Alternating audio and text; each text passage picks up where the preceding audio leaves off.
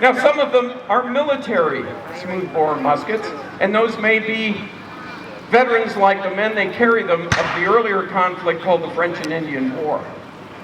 But there's another group of men on the field, and you'll see them, some of them wearing green hunting shirts. They represent the Culpeper Minute Battalion, and they come from the Virginia Piedmont.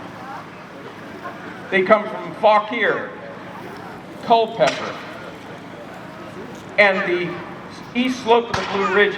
Many of them are armed with the American long rifle.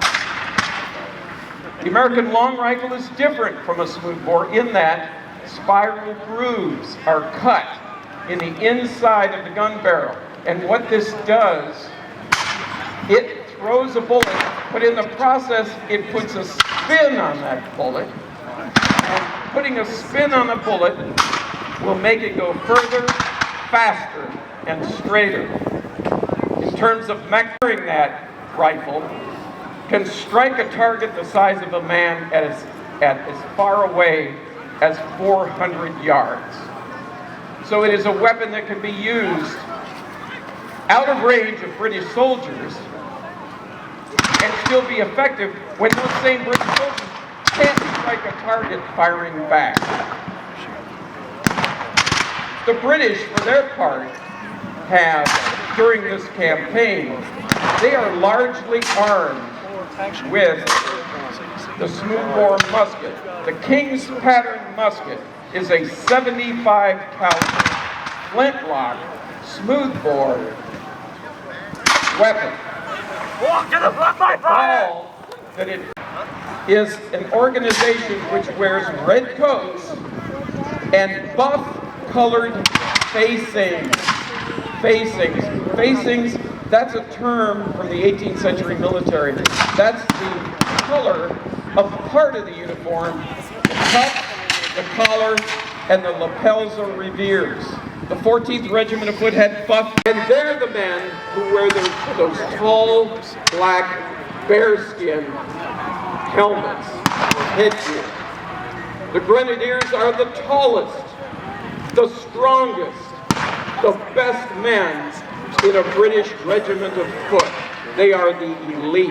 And while the light infantry is a new innovation, the Grenadiers are the shock troops of the British Army of the 18th century.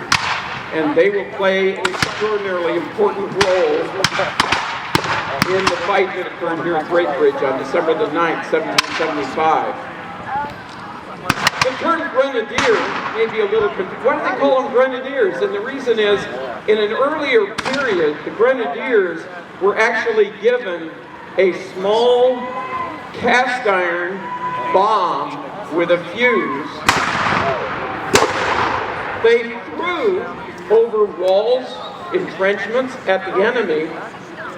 This is in essence a type of early grenade, hence the term grenadiers.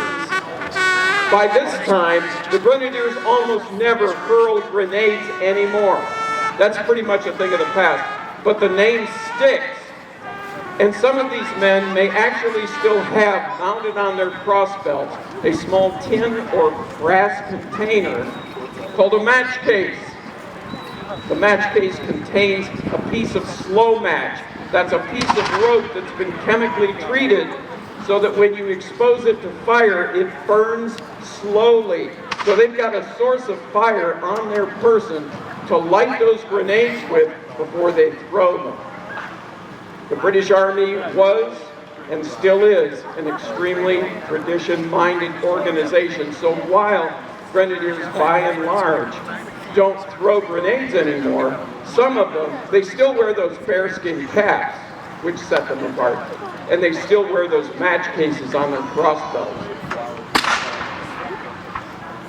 You now see in front of us a British artillery piece. And you may be looking at those soldiers and saying, they're British, right? Why are they wearing blue? Because the king said so. The members of the Royal Artillery, and Royal was part of their title, part of their name, they wore, by regulation, blue coats with red facings, but with yellow tape and brass buttons. So they can be distinguished too. So they are not American troops. They are British troops. And the British artillery is also considered to be very elite. In that time, artillery is a technical branch. It requires an understanding of geometry and ballistics and a lot of other sciences that are essential to its success on the battlefield. The British had artillery here in 1775. It was, however, largely manned by sailors of the Royal Navy. We're going to talk more about that